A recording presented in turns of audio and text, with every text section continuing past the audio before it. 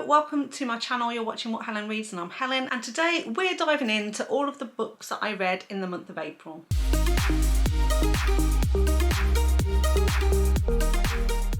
Okay, so first up, the stats. So in the month of April, I actually managed to read 16 books, which I was really happy with.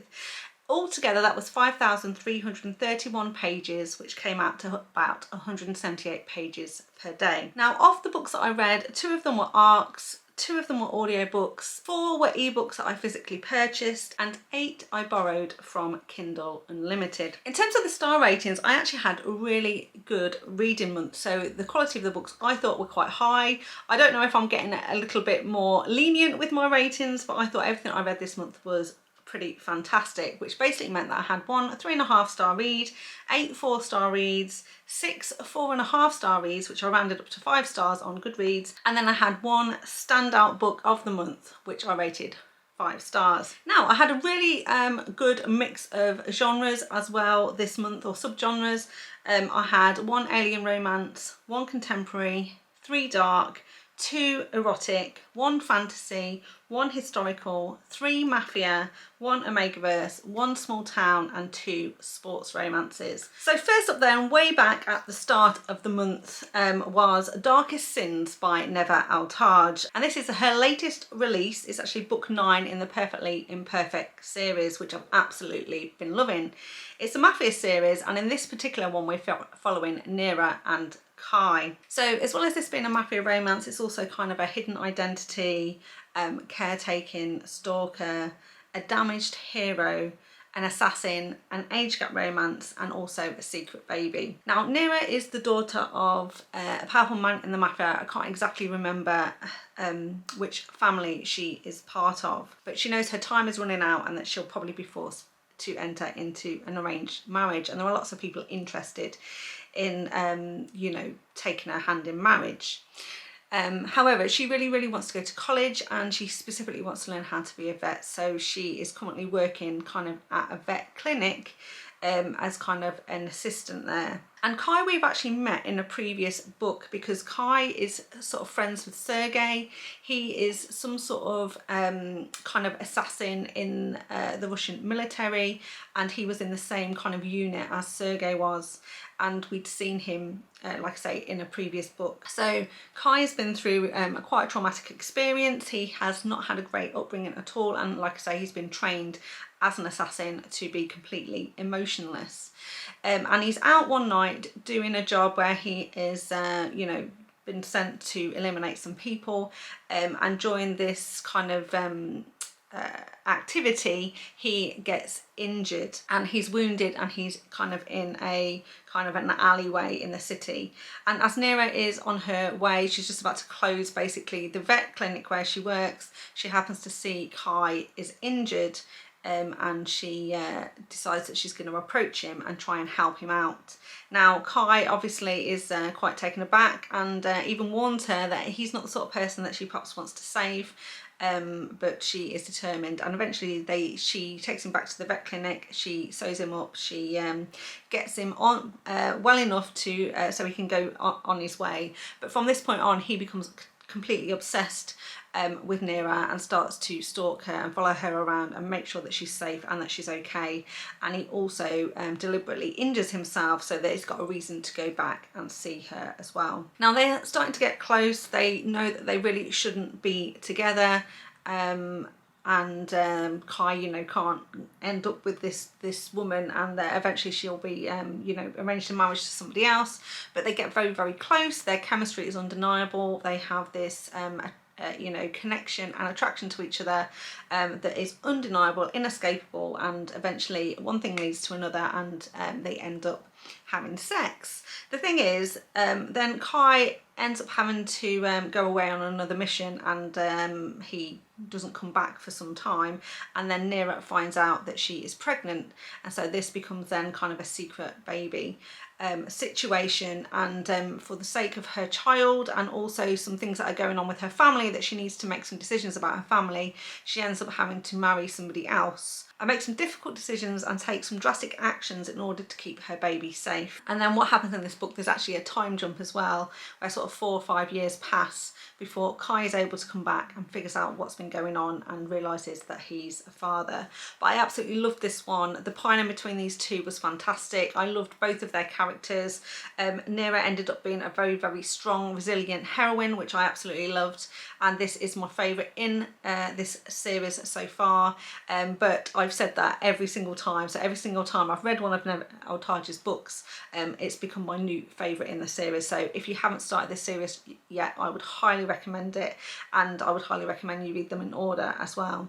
I rated this one 4.5 stars, and I read it on Kindle Unlimited. So the next one then I picked up was Nita's Bounty by Deysi O'Donnell. This one was an arc when I picked it up, and it's just novella length. It's actually part of her Earth Bounty series and is an alien romance. So another really enjoyable read. Rated this one 4 stars, and like I say, yeah, it was a quick, fast-paced, fun read. Now the Earth Bounty series is essentially about a group of women who have been abducted from Earth by aliens, and then kind of sold into sex slavery, sex trafficking. And in the very first book of this series, we see that some women are taken to a kind of a pleasure planet where they are expected, you know, to perform, and quite a few of the women have actually been rescued by other aliens in other books, and they've found their fated mates, and they've gone on to have their HEA. But there was one lady in particular, Nita, who, when she had the opportunity to be rescued by a friend, she basically declined the offer because she was actually very happy working on this pleasure planet, because she'd had a very, very difficult life on Earth, and on this pleasure planet, you know, yes, she's sort of forced to be there, and she's essentially a prisoner, but she lives in very nice accommodations, she's well looked after, she gets credit to spend on nice material possessions, and the sex isn't too bad either, with all of these aliens who basically pay for her services. So she's been quite happy to live there. However, she's now been on this pleasure planet for about a decade, and things are starting to wear a little bit thin. So when the hero of our story, Shuvo, turns up, and they have this instant connection, and he realises that she's his fated mate, he does not hesitate to basically literally pick her up, put her over his shoulder and march her out of the station. And Nita does not fight this at all, and she willingly goes with him. However, of course, the boss of this pleasure planet, the person who owns her essentially, isn't too happy that she's escaping, and they give off chase. And so Shuvo has to ensure that they can evade capture, and takes her Nita back to his home planet. It's a short book, a short, fast-paced read, but really enjoyable, and I've really liked this series overall. So if you like alien romances, then I would definitely recommend you check Deysi O'Donnell out. Then I went on to another shorter romance, just 200 pages, and this one was an erotic romance, and it's called Haven by Astra Rose. Now I picked this one as part of my prompt cards for my TBR, and I read it because the prompt card said to read a book that you can read in a day, and so I knew that this was a shorter book. It had been on my TBR for a while, and so I figured I'd put this one on here. It's a standalone, so it's not connected to any other books, and it's a reverse harem book as well. So we've got 3 men who are actually all related, and a lady called Hannah. So Hannah is our heroine, like I say, and then we have basically Luke, Mika and Sean, and Sean is basically the father, and Luke is his son, and Mika is his nephew. So Luke and Mika are cousins. And essentially what happens is that Hannah has a boyfriend, but she's in an abusive relationship, and she has an opportunity to kind of escape, and so she steals her boyfriend's I think it's a Porsche, and hightails it out of there, hoping to go somewhere and start fresh with her life. However, the car breaks down, and she happens to break down just outside the town of Haven, and the nearest place that she can find is this small bar that's been run by Sean, Mika and Luke, and when Luke in particular spots her, he basically offers to help her out, tow the car to his garage, because he says that he's a mechanic and he can help fix the car, and while they're trying to sort her out and help her out, she can go and live with them. And a relationship starts from there. So she has a relationship with all three men, and it's like I say, a fun sort of sexy read. And this one also then is an age gap because Sean is the father and therefore he is a lot older than Hannah, and there's also a little bit of daddy kink in here. It's a small town obviously, and they're all in forced proximity because they're all living together in the same house. There is a little bit of suspense in this one as well when the ex-boyfriend tries to track her down and come after her, and so she is very happy to have three strapping handsome men who are going to stand up for her and make sure that the ex-boyfriend doesn't cause her any problems. So I enjoyed this one, 4-star read, and I downloaded it from Kindle Unlimited. The next one then is Quarterback Sneak by Kandi Steiner. This one is a sports romance, specifically American football, and it's book 3 in the Red Zone Rivals series. I've been really loving this series so far, and I did rate this one 4.5 stars. I also listened to this one as an audiobook, and the narrators for this one were Edward Black and Amy L. Levin. So in this one we're following Holden and Julep. Now Holden is our quarterback of the team, and we've seen him in the other books. He is a great guy. He is totally focused on football, and you know, his one goal is to you know, become a professional football player, and he is very focused on that that goal, that achievement.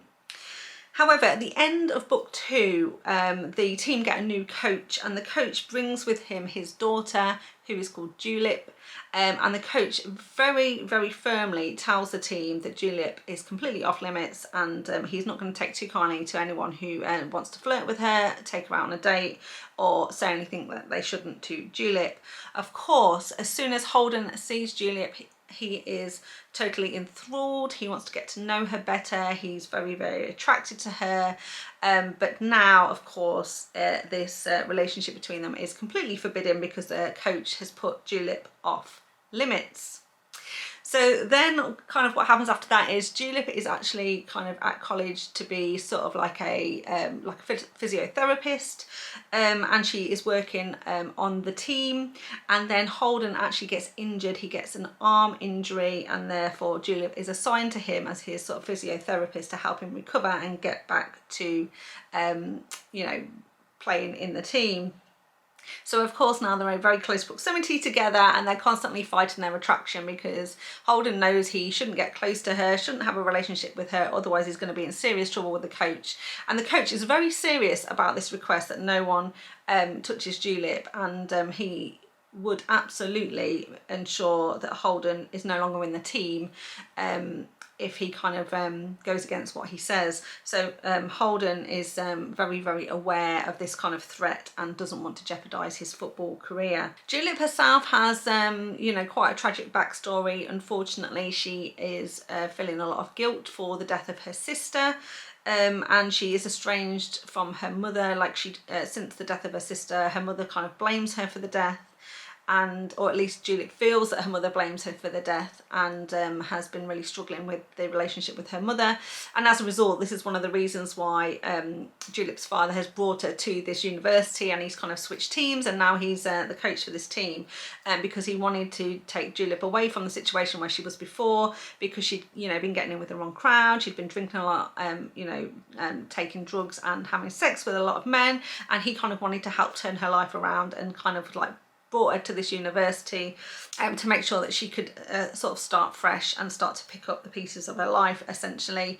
And this is one of the reasons he's so determined that none of the football players should go near Julep.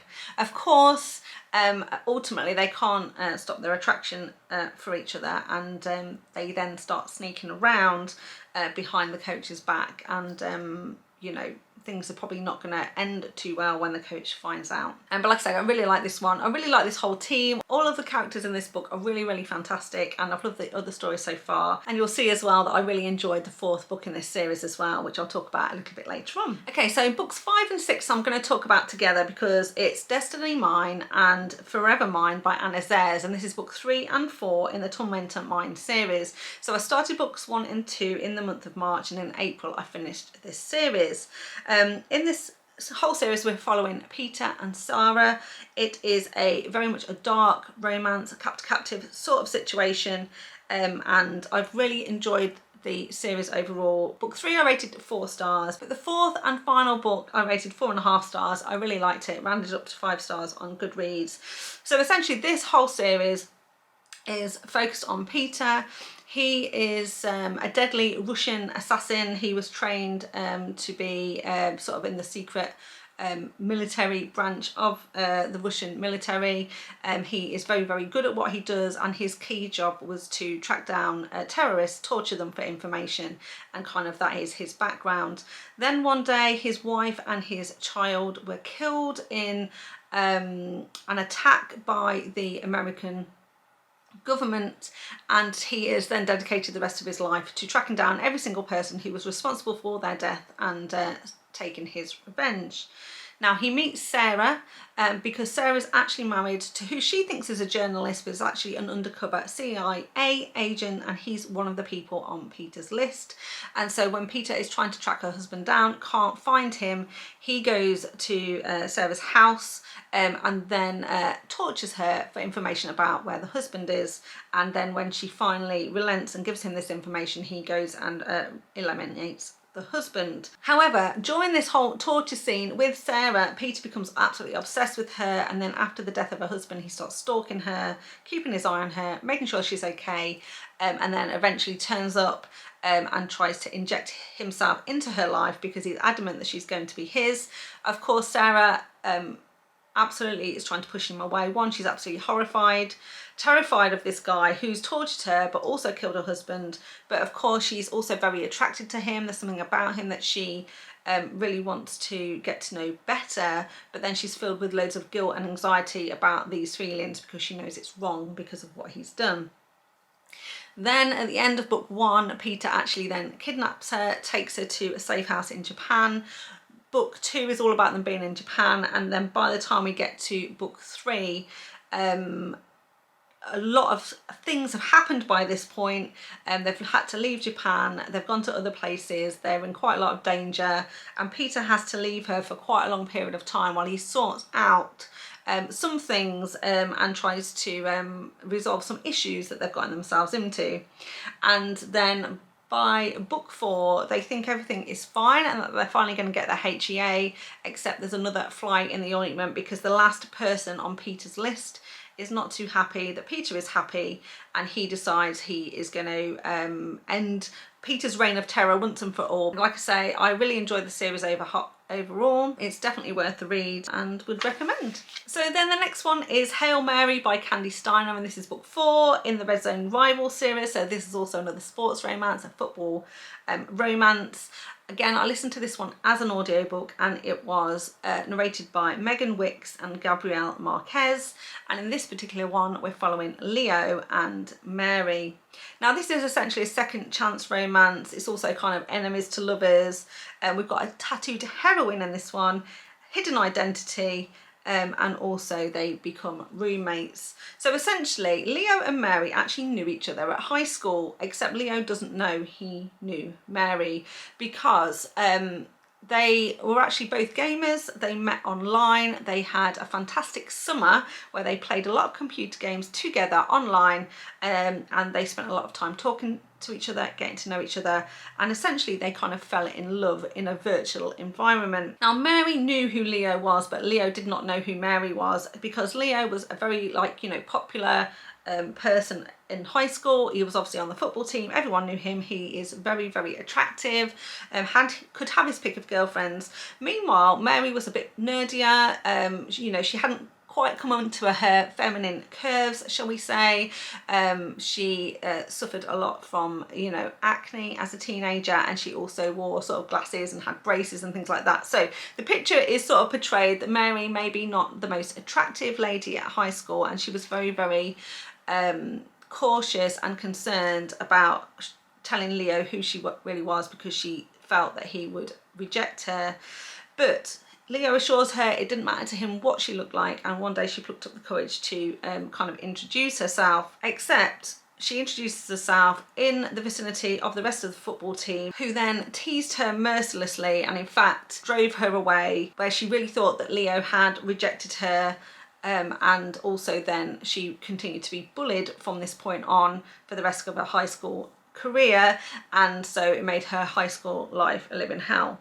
Now she is very, very bitter and angry about this and quite heartbroken about everything that's happened, and now many years have passed and now they're at college and Mary's completely transformed. She's obviously you know, lost some weight, coming to her curves, you know, her spots have cleared up, she no longer has braces, and not only that, but she is also, like I said at the start, a tattooed heroine, because she is sort of training to be a tattoo artist, and she has got a lot of tattoos on her body, and so really she is unrecognisable from the girl she was when she was a teenager. And now she's at university with Leo, and once again he doesn't know who she is, has absolutely no idea it's the same woman, and Mary absolutely hates him. And for the other books in this series we've seen that Mary's absolutely hated him, and she's never really explained why. She just says, you know, that she doesn't like football players generally, that they're really big-headed and conceited and think they can have every woman she wants, and therefore that's one of her main reasons for not liking Leo. But Leo really likes Mary.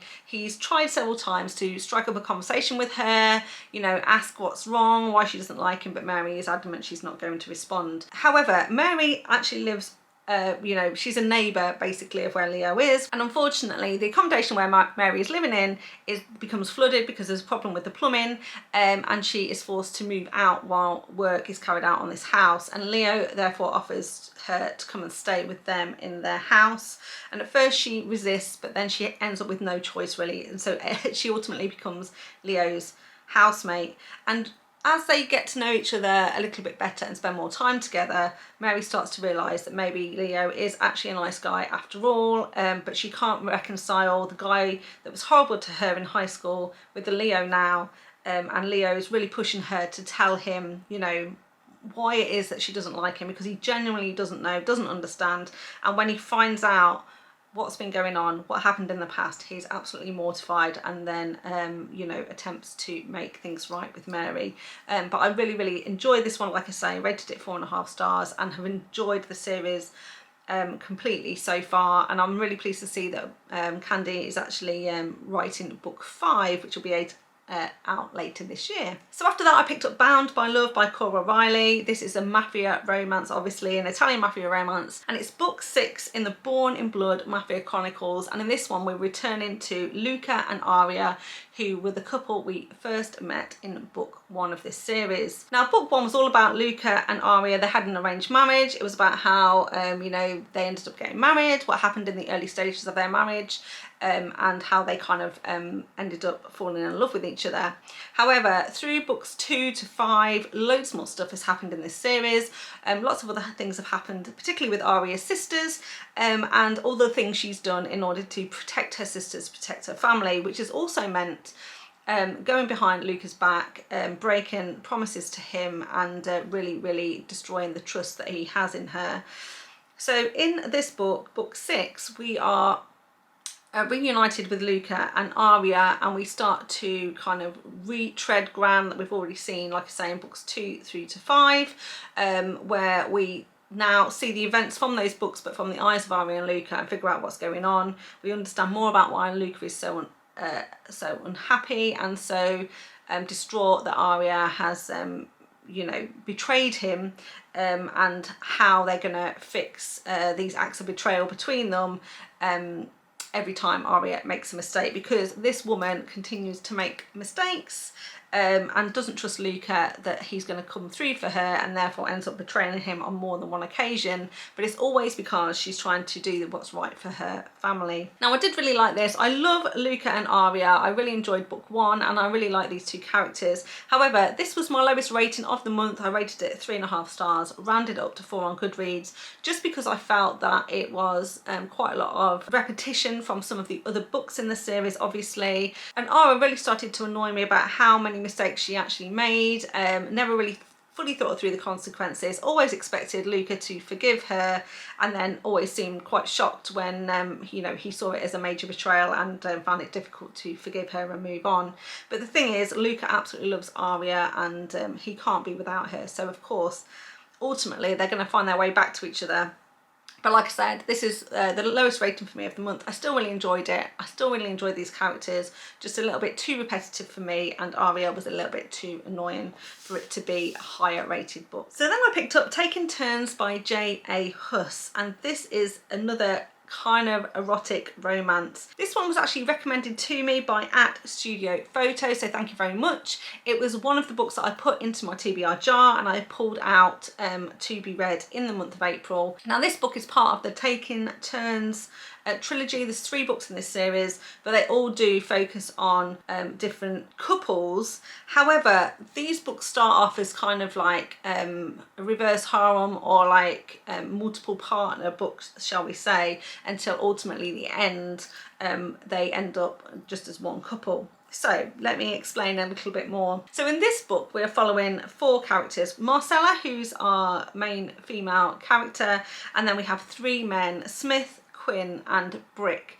Now Smith, Quinn and Brick all either own, part own, or frequent a sex club, and they are in a relationship with one woman between them. And what tends to happen is they pick one woman and they basically share this woman, hence it's called Taking Turns. They take turns with the woman, so they don't generally kind of, it's not a polyamorous relationship, they don't have sex all together, but they actually share a woman between them. And they basically are allowed to see this person a couple of nights a week. So say Smith gets Monday and Tuesday nights, Quinn might have Wednesday and Thursday nights, and then Brick would have Friday and Saturday nights, as an example. And this book starts where Smith, Quinn and Brick have all been seeing one woman for about 3 years, and Smith has actually not even been to see her on his nights for quite a long time.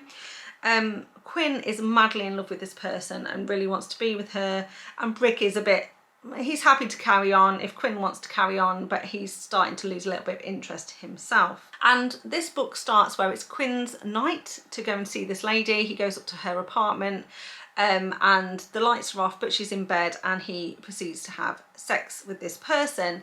And it's only afterwards that he realises that the person he's just had sex with is not the woman he's gone to see, but a completely different person, and it turns out to be Marcella. And then he kind of like panics and ties her up and puts her in a cupboard and calls Smith and Brick and says, what the hell, what is going on? This strange woman is in the bed and I've just had sex with her, and I don't know where the other woman is. And Quinn is freaking out. So Smith basically takes charge and he says, look, you go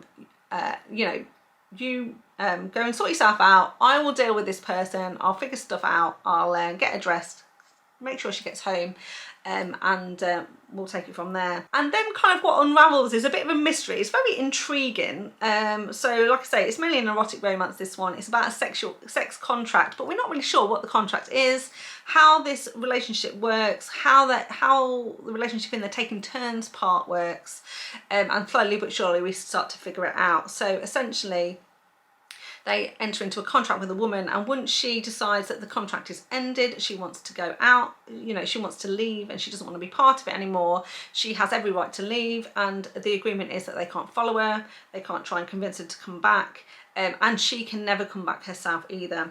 So this is now, so we're left in a state now, like I say, Smith had grown tired, hadn't even seen this woman for a long time, but now there's a new woman on the scene, Marcella, and he's very, very intrigued with her. So he's very interested in trying to convince her to form part of this contract, but also trying to figure out what she was doing in this woman's bed and why she was there at all. Meanwhile, Quinn is completely distraught. He's heartbroken because he was in love with this other woman and he wants to really find her, and they're saying, no, you've got to move on. That's not the deal. That's not what she wanted, and so you've got to suck it up.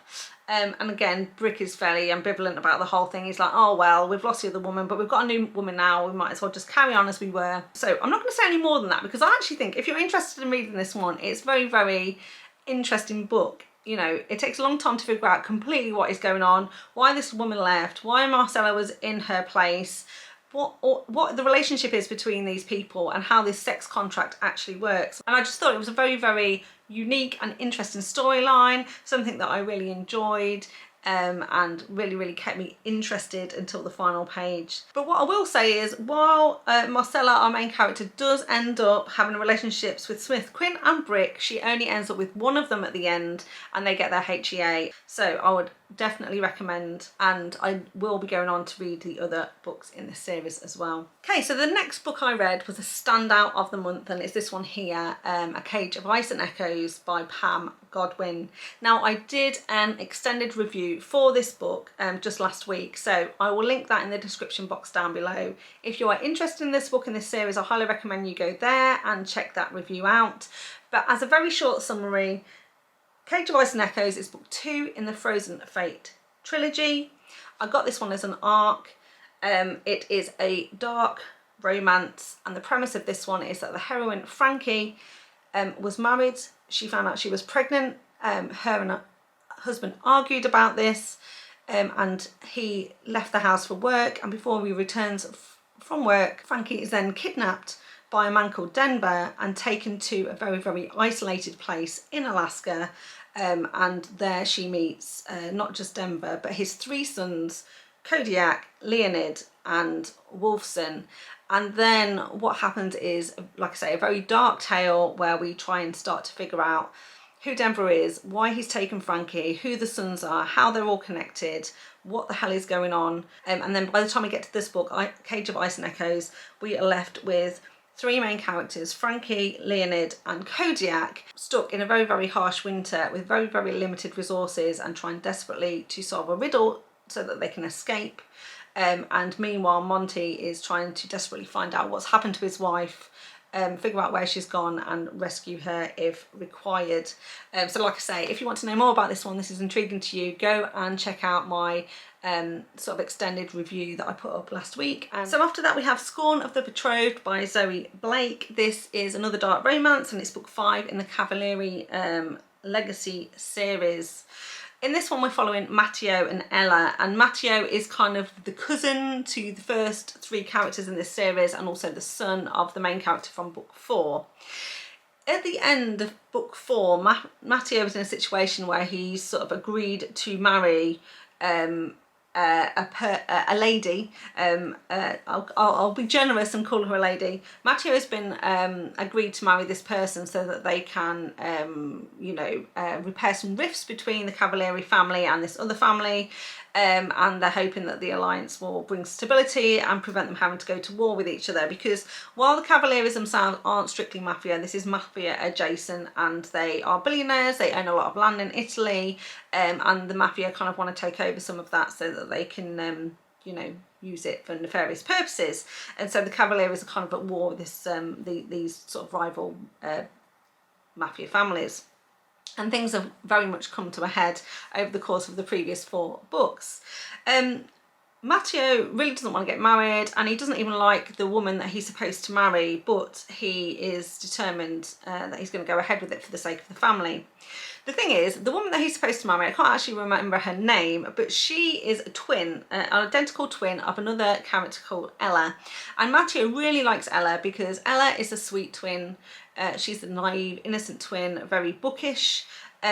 Meanwhile, her twin sister, the person that Matteo is actually supposed to marry, is the wild child, shall we say. She's out partying all the time. She has slept with loads of men. She's very crass, and doesn't dress particularly appropriately.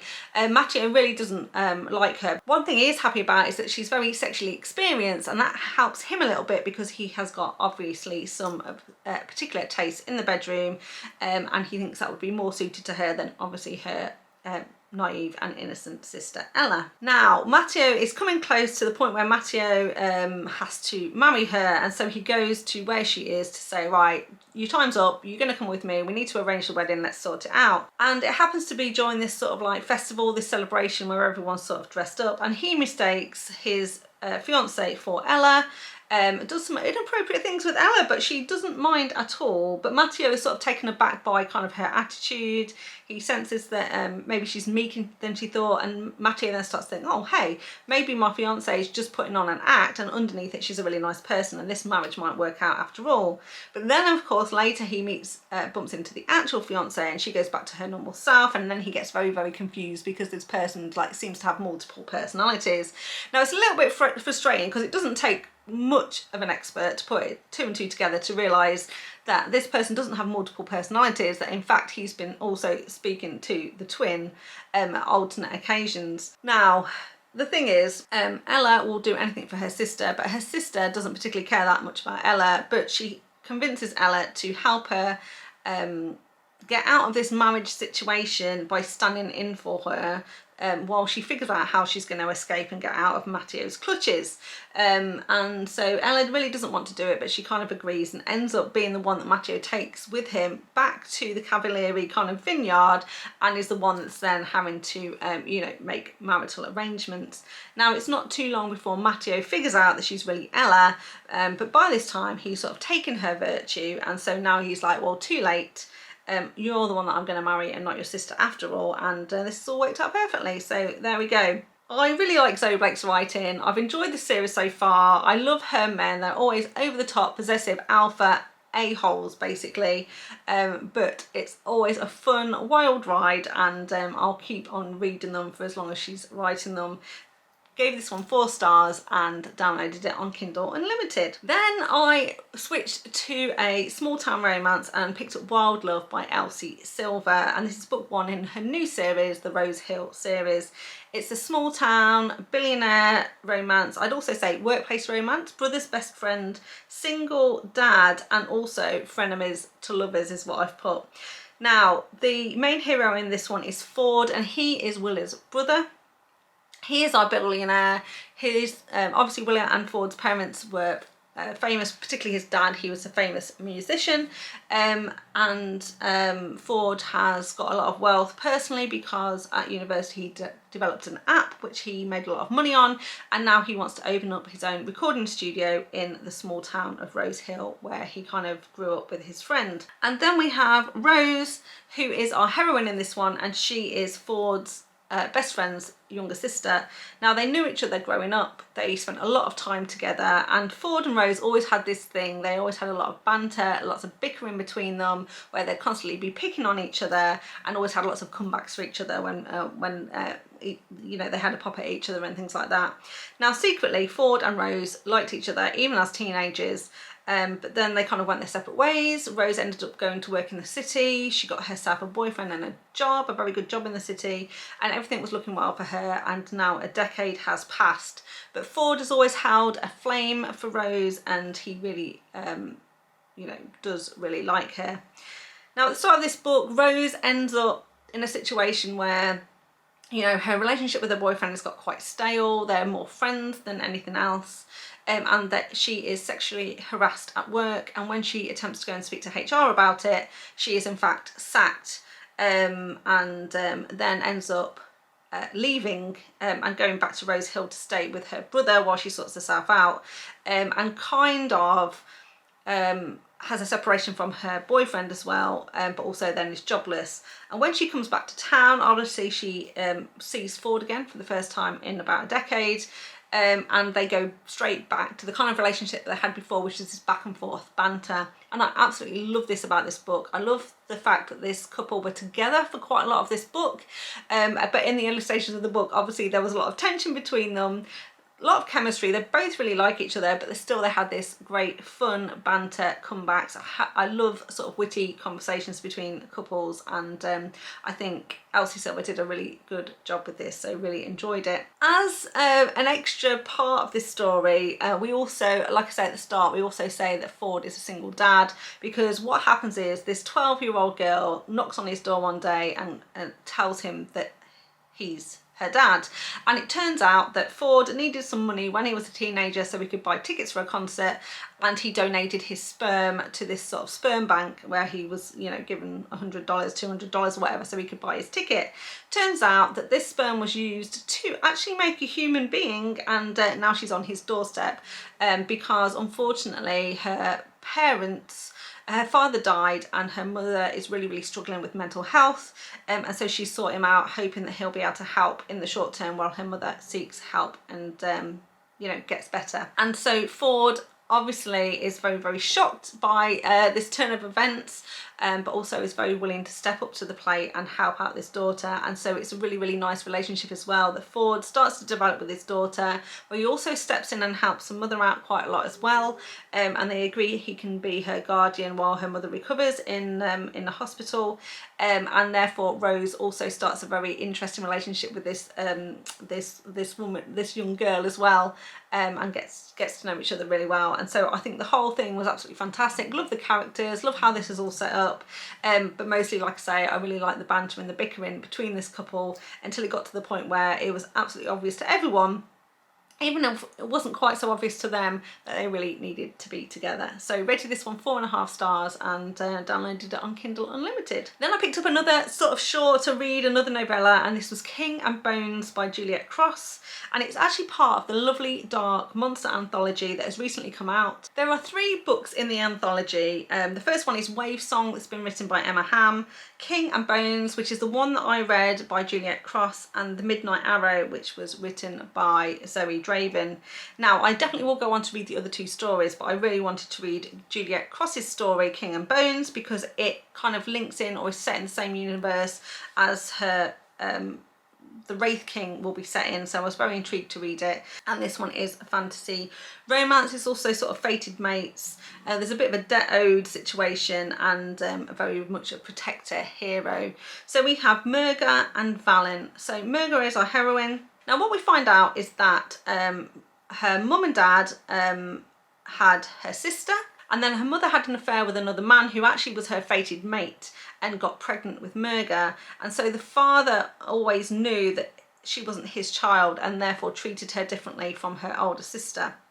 Still, she's been very close with her older sister, but unfortunately she hasn't seen her mum in a long time, because when the father found out about this, he kicked the mother out of the house and she was kind of exiled. And so she's sort of been brought up his way as a bit of a Cinderella character. So her father, like I say, has not treated her particularly well, and she's always had to kind of like work hard. And he actually owns kind of like a kind of like a tavern and an inn, if you like. However, due to some warring that's going on in this sort of world that we're in, they've had to move location several times, and her father has also become a drunk, and he gambles away quite a lot of his money, and so their tavern and their inn is not doing very well.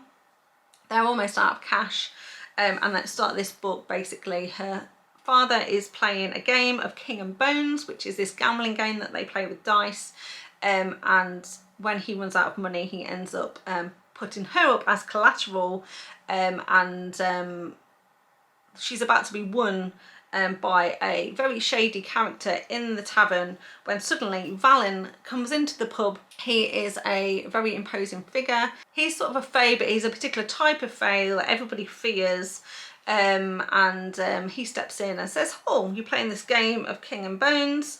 I want a chance to win this girl," and he basically rolls the dice and ends up winning Murga in this bet. So he basically takes her away. The thing is, what we actually find is that Valen has actually been keeping his eye on her. He actually made a deal with her biological father to make sure that she was protected, and when he finds out that she is going to be sold in this sort of like, you know, given away as this gambling debt, he decides that he's going to turn up, intervene and sort of rescue Murga from the situation. Of course, Murga doesn't realise this is what he's doing, and at first she just thinks he's this you know, very imposing, very scary guy who's now won her, and she's very scared about what's going to happen to her. But very quickly she figures out that she's in no danger at all with Valen, and in fact that there might be fated mates. I really enjoyed this one, rated it 4 stars, and a very quick and enjoyable read. So then I read When the Earl Met His Match by Stacy Reid, and this is book 4 in the Wedded by Scandal series, and it's an historical romance. Now, I don't read a lot of historical romances. I don't tend to get on with them, mainly because I love mafia and dark romances so much, and I find historicals can be a little bit tame in comparison, and also the language can be quite flowery, which I don't always enjoy. However, I keep trying them here and there when I hear about some really good historicals, and I keep trying them. And this one was actually recommended by Jen from the Book Refuge. It was one of her favourite books of 2023, and this is another one that I pulled from my TBR jar. I thoroughly enjoyed this one and rated it 4.5 stars, and it was so nice to read a historical romance that I really did love. Now, the main characters in this one are Hugh and Phoebe. Hugh is the future Earl of Albury, and Phoebe is the daughter of a duke. Now, when this book first starts, what we realise is that Phoebe is supposed to marry this really old man that her parents want her to marry, because her parents are very, you know, very traditional. They are, you know, very concerned about what the ton has to say about them and their family. It's all about money and power, and they don't want anything to happen that's going to tarnish their good name or make people look down upon them in society. And so they absolutely want their daughter to marry this old man because he's very high standing in the community. Of course, she doesn't want to marry him. She's dreading having to marry him, and in fact she has kind of like started a little bit of a romance with a friend of hers who I actually think is a viscount, but also is her piano teacher. And one thing leads to another, and she ends up giving him her virginity, and of course technically then she is ruined, and she thinks this will mean that she doesn't have to marry this old guy, and she convinces this this viscount to go to her father and ask for her hand in marriage. Apart from the father is absolutely horrified. This guy is not good enough for his daughter at all. He absolutely wants her to marry the older guy, so he pays this man off. He pays him £20,000, which is a lot of money then, to basically disappear and never darken his door again, and they shall never speak of it again either. And of course Phoebe is very distraught by this, because she really loved this guy and she feels very betrayed by him. The thing is, she then finds out that she's pregnant, and so now she is in real dire straits. And so she eventually has to go to her mother and confess to her mother what's happened. Her mother is absolutely furious and intends to take her to the country until after the baby is born, when she's going to force Phoebe to give the baby away and then hopefully cover it up so the people in the ton don't know anything that's happened, and she'll still be forced to marry this old guy.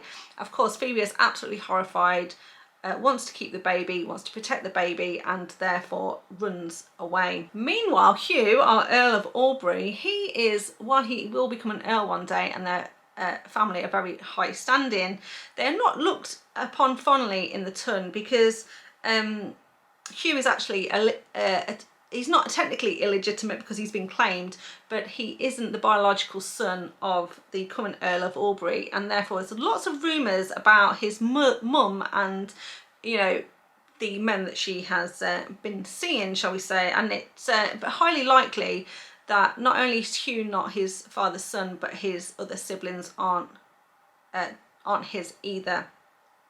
And so to get away from this terrible scandal, they've gone to live in Scotland. So they live a very luxurious but quiet life in Scotland, away from the ton, because the current Earl of Albury really wanted to spare his family all of the gossip and everything like that. So in Hugh's world, he knows that he's not really his father's son, but his father has 100% accepted him.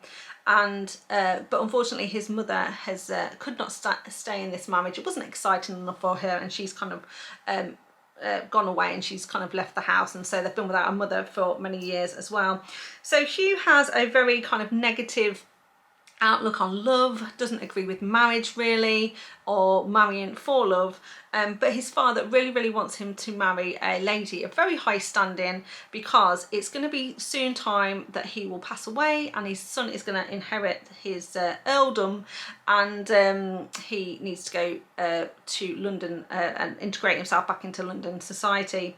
So he basically puts an advert in the paper for someone to come forward and marry marry him. And Phoebe sees this note in the paper, and before she finds out she's pregnant, they kind of correspond with each other, they exchange some letters, and so at the point where she finds out she's pregnant and needs to run away, she decides that she's going to run to Scotland to track down Hugh and beg him to marry her and say, look, you need a wife of good standing.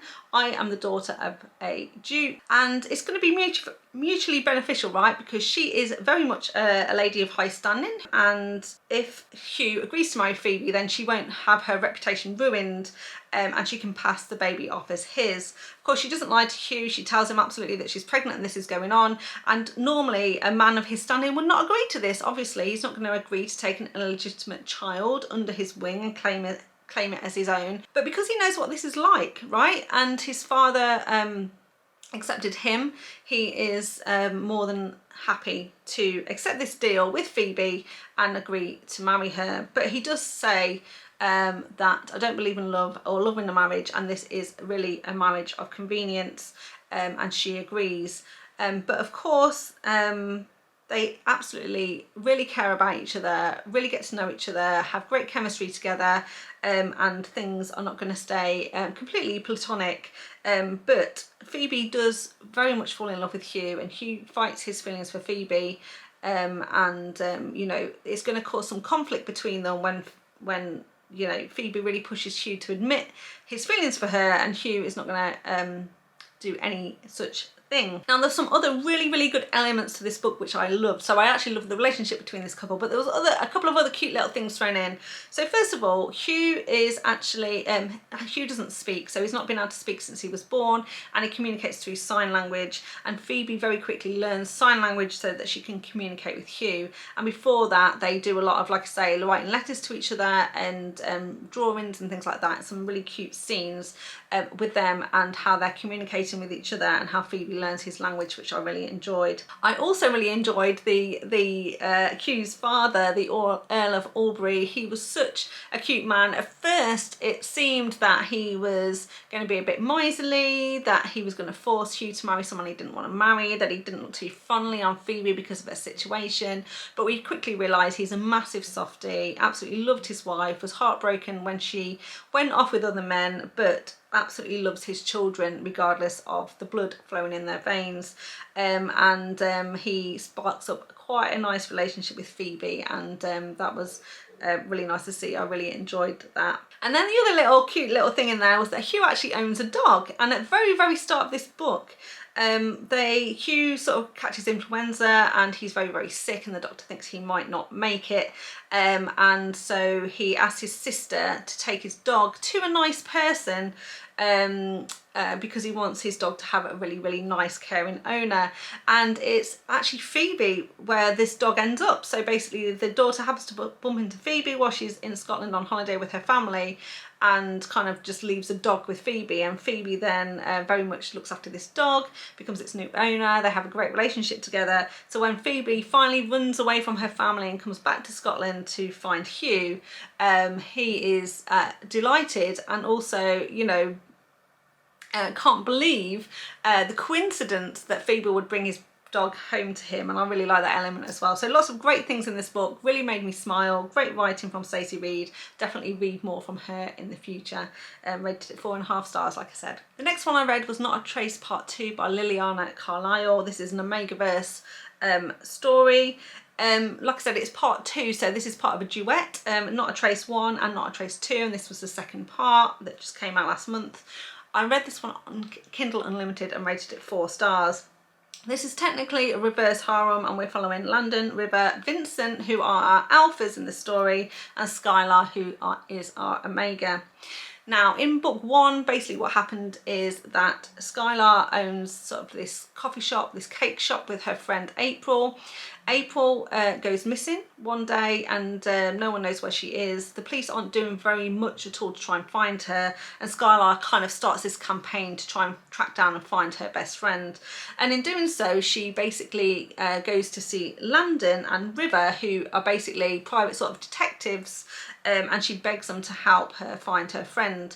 Now, finding sort of like missing omegas is not really their line of work, but they kind of agree to help her because they're very attracted to her. In fact, they realise that she is potentially her, that she is potentially their mate. And so they start trying to look for April and start to develop a relationship with Skylar. When they kind of run into difficulty and there's no trace of April at all and things are sort of ramping up and more Omegas are going missing, they then decide to recruit their friend Vincent, who they knew several years ago. They used to be detectives all together, but after a bad case that went horribly wrong, Vincent kind of left the detective agency, if you like, and now is pretty much a recluse and lives on his own. So there's a very tense relationship between Landon, River and Vincent. River in particular very much is angry with Vincent for leaving and sort of not coming back. He very much looked up to Vincent and, you know, was very upset and heartbroken when he kind of left their team, as it were, but they have no choice now but to ask Vincent to come back. And so Vincent kind of comes back into the fold, and at the end of part 1, Landon, River and Vincent all realise that Skylar belongs to them, and Skylar definitely wants them as part of her pack, but they kind of have a bit of an argument about her safety and whether or not she should carry on trying to find her friend. And sort of they try and sort of say to her, you know, she's been missing a long time now, it may be that she'll never come back. And Skylar gets really upset and kicks them out of the house. And it's at this point when Skylar herself gets kidnapped too. So this is the cliffhanger at the end of part 1, and as we move into part 2, we're now left in a situation where Skylar herself is kidnapped by the same people that took her friend. And now the 3 alphas have to kind of work together, reconcile their differences, work together in order to now find Skylar and ultimately the friend as well. And obviously, you know, things go from there. So I really like this one. I really like Liliana Carlisle's kind of Omegaverse kind of world that she's built. I think her books are really interesting. You still have all of the Omegaverse elements, you know, the alphas, the betas, the omegas, the knotting, the heats and all of that sort of stuff. But I always think her stories also have really sort of like good plot lines as well. There's always some, you know, mystery and intrigue that makes it worth reading, and it's not just about kind of the sex elements in the book, although obviously it's a spicy read as well. So would definitely recommend if you like Omegaverse.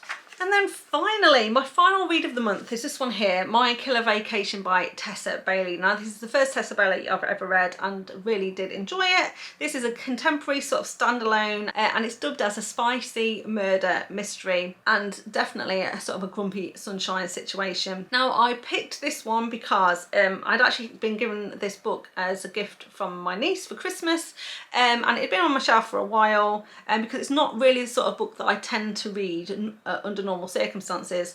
But when I was doing my TBR for April, one of the card prompts I had was to read a book where the blurb starts with the word it, and this one absolutely does. The blurb says it was supposed to be a relaxing vacation, and then obviously it's not, because what actually happens in here is that our main character Taylor, she is a teacher. She's been saving a long time to go on this lovely holiday, and she's taken her younger brother with her, but unfortunately when they get to their rental, so they've rented this sort of house in Cape Cod, when they finally get there, when they walk in, they discover a dead body, and it happens to be the landlord. The man who owns this property is dead in the property.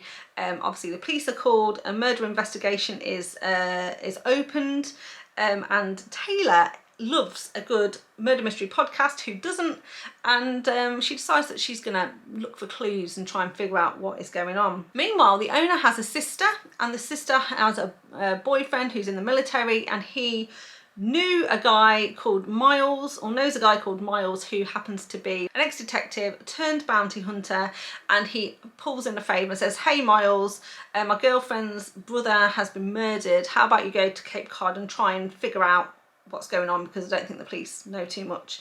And so Miles rocks up on his motorbike, also ready to investigate this murder, and Taylor and Miles then form an unlikely duo in order to try and figure out what's happened, who the suspects might be, where the murder weapon is, and all of that good stuff. And Miles, of course, is our grumpy hero. He really doesn't want Taylor to be involved. He's like, leave it to the experts, you're going to get yourself into trouble. You don't know what you're talking about. But of course, Taylor is our sunshine. She's funny, she's witty, she's clever, she picks up on small things, she picks up on details that Miles has missed, and Miles very begrudgingly has to admit that she is a valuable asset in this murder investigation, and they need to, you know, figure it out together. Of course, as they're poking and digging around, they kind of put themselves in danger. Miles finds very much that he has become very possessive of Taylor and doesn't want her to get hurt, and so very much goes into protector mode. I love the chemistry between these two. As it's dubbed Spice and Murder Mystery, that's exactly what it was. I was surprised by actually how much spice is in here, with it being a, you know, a traditionally sort of published book. However, they tease you quite a lot in here. They, you know, they're interrupted a number of times, and to the point where you're just like, can we just get to the sex scene now, because, and stop being interrupted, because it's starting to really get annoying. Now, although I have this physical copy here, I only actually read about one chapter as a physical book. I hadn't read an actual physical book for a long time, and the writing in this book is actually quite small, and as I'm getting quite old, it was difficult for me to see, and in the end, after, like I say, about a chapter, I kind of gave up and downloaded the ebook instead, so I could read it as an ebook on my Kindle with slightly bigger font. Okay, so there we have it. That's all 16 books that I read in the month of April. As you can see, it was a great reading month. I enjoyed so many of those books, wonderful stories, would definitely recommend. So all that's left for me to say is thank you very much for watching. I really appreciate it. If you've made it this far and you like this video, please give it a thumbs up. Remember to subscribe to the channel if you want to see more content from me. And don't be shy, pop something in the comments box down below. Let me know what you're reading, if you've read any of these, what you thought about them. And also, if you have a book recommendation for me, remember to use my book recommendations form, which is also in the description box down below. So thank you very much for watching, and I'll see you next time. Bye. And it's dubbed as a spider murder, a spider. Then I read When the Earl Met His Match by Stacy. But the the narrators for this one were Edward Black and Amy Lane. Let me just check because I can't read my writing. Yes, not Amy Lane at all. And the narrators that and 8 I borrowed from Kindle. And 8 I borrowed